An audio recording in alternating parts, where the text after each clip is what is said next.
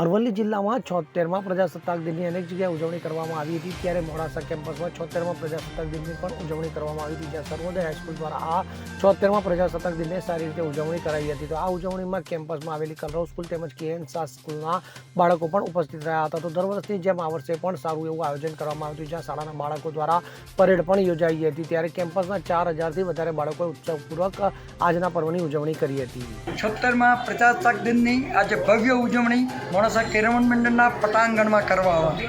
હું બિપિન કુમાર ર શાહ આ કેળવણી મંડળના પ્રમુખ તરીકે અમારા આંગણમાં બધી જ શાળાઓનો ભવ્ય પ્રજાસત્તાક દિન ઉજવાયો। આમાં વિદ્યાર્થીની પરેડ જોવા માટે નગરમાંથી અનેક લોકો આવે છે। આ એની વિશિષ્ટતા રહી છે।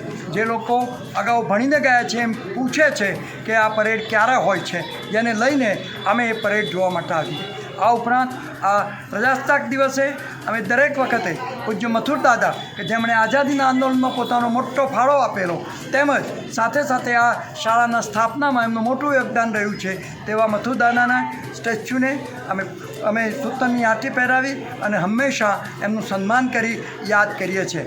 આવા ભવ્ય મહોત્સવમાં અમારી મોડાસા હાઈસ્કૂલ, સર્વોદય હાઈસ્કૂલ, કલરવ અને બી કનાઈ શાળાના તમામ વિદ્યાર્થીઓ, આચાર્યો, શિક્ષકો, મંડળના સૌ પ્રતિનિધિઓ અને નગરજનો ઉપસ્થિત રહે છે। આ પ્રસંગે હું આ સૌને પ્રજાસત્તાક દિવસની ખૂબ ખૂબ શુભેચ્છાઓ પાઠવું છું।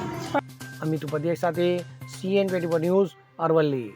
હવે જુઓ દેશ દુનિયાની તમામ ખબરો તમારી આંગળીના ટેરવે।